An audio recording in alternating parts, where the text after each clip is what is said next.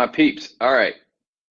If you join, I need to know if you can hear me. I'm trying it with the AirPods. So um, I wanted to talk about, I just was on a sales call and I was in the buying role and I wanted to break down some of the stuff. What's up, Paul? If you can hear me, go ahead and give me a smiley face or some sort of reaction. Just make sure everything's working.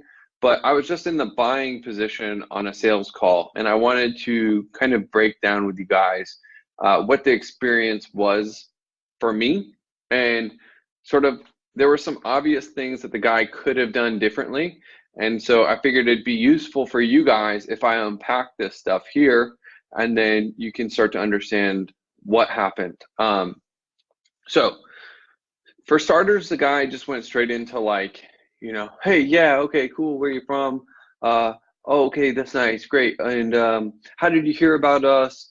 Okay, so what I want to do is ask you some questions and see if it's fit or not. And then, yeah, does that sound good?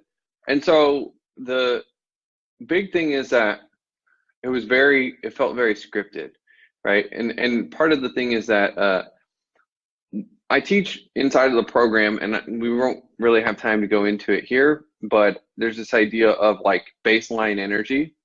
And I could feel that the guy was way above his baseline. So it was uncomfortable for me because I could tell he wasn't confident. He wasn't cool. And confidence isn't like a, yeah, I know everything type of confidence. Confidence is just like, I'm me, you're you, what's up? Like, that's it. That's all confidence really is. And he wasn't confident. And it wasn't like it didn't feel like I was having a conversation with a person. It felt like I was being talked at the whole time, which the key to not feeling talked at is when you meet someone at your baseline, right? So if you come in and you are trying to, like, there's this idea that in sales, enthusiasm sells. And so when people get on a sales call, they try to be like all friendly and it's like, hey, how's it going? Cool, man. Well, I wanted to ask you some questions about this. And you don't feel like you're in dialogue. You feel like you're being talked at the whole time. So immediately from the beginning, like I kind of wasn't vibing with the guy because I felt like I was being talked at. And that's simply just a matter of him not coming in at his baseline, right? So for me, my baseline's here. This is kind of who I am. And so if I get on a call, you're going to talk to me and I'm going to talk to you like this because I know who I am, right? I'm not going to come into the call and be like, hey, man, how's it going? Awesome. Great to meet you. Well, so here's what I want to do today. Here's our agenda. And if I talk to you like that, you'd be like, fuck this guy, right? And that's kind of like the brain just says, nope, I don't like that guy. So that was a big part of it. And then from there, like his discovery was just miserable. The worst discovery I've ever encountered ever. Like he was already pitching me the offer in like 3 minutes or 5 minutes. And the weird part is I still might buy their stuff because their offer was pretty good, but this guy's sales process was awful. He's a nice guy, don't get me wrong. He was super nice, but I could just tell like he's not a trained salesperson. And his discovery was really shallow.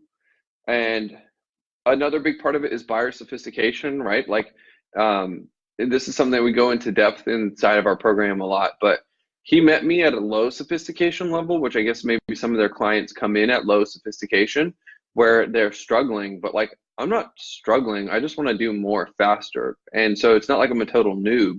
And if you talk to me like I'm a total noob, then you're going to miss me. And the thing is that what up, Scott?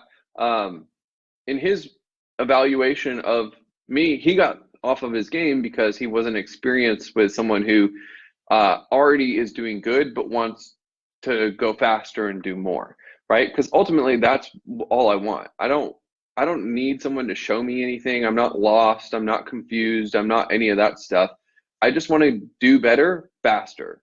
And he met me at the wrong sophistication level, right? So where he met me at was, and what I guess he's accustomed to selling, is the people who are kind of like, those like 50-year-old people that are overwhelmed by technology and they like freak out, and a funnel is like the most foreign idea with them ever. Whereas for me, it's like, dude, building automations is just something that I've done for years now and it's super easy. It's not like building automations is not anything that stresses me out. Really, I just want to get more done faster. And he wasn't able to pinpoint that the right way. And so it threw him off his game. And then he, instead of trying to understand my worldview, he just presented his offer. So then I'm just like, wait, what the hell is happening right now? And then because he wasn't able to lead me, I just basically, and I hate doing this. Like, as a buyer, I like to show up as like the best buyer in the world, right? So like, if I show up, it's because I know what I want. I will follow your lead. I'm not going to be rude. I'm not going to take control of your call. It's just like, I want to be led. I want you to give me a pleasurable buying experience. And like, I'm not here to hijack a call, because I know what it's like being on the other end. And I know what it's like, those people that are like, yeah, okay, I just want to get to the point. So, and when they try to hijack your call, it's like, dude, I hate talking to those people. So I'm not going to do that. And I didn't do that. But I had to at a certain point, because he just couldn't lead me. And I had to basically come in, take control over his sales call. And then I just asked him like, hey man, is it cool if I just start asking you some questions? And he's like, yeah. And then I basically gathered all the pieces of information that I needed about the product to make a buying decision. And then I was able to say, okay, cool, this is what we'll do in terms of next steps. But he was a total beta in the process, and that's where he lost the sale. But it has everything to do with how he met me in the beginning, and him, first of all, not coming in on his baseline, and then him misreading my sophistication level. And then because he misread the sophistication level, he wasn't able to do a valuable discovery. And for me, the whole call just felt awkward and weird. And that's something I think that like a lot of you guys are struggling at. What I typically will see is some people will get really good at selling broke people, or they'll get really good at selling people who are in the middle market, or they'll get good at selling people who are in the higher end of the market, and they can't sell the rest of the market. But you need to figure out how to sell the entire spectrum, right? If you can sell high-end affluent people, if you could sell middle market people, and if you could sell bottom of the barrel people, dude, you get deals all day long, every day.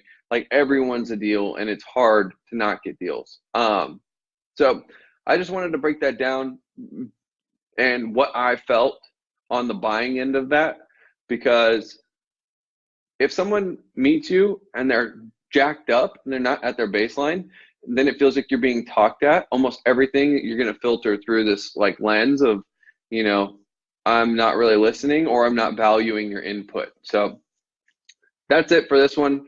If you guys have any questions, let me know.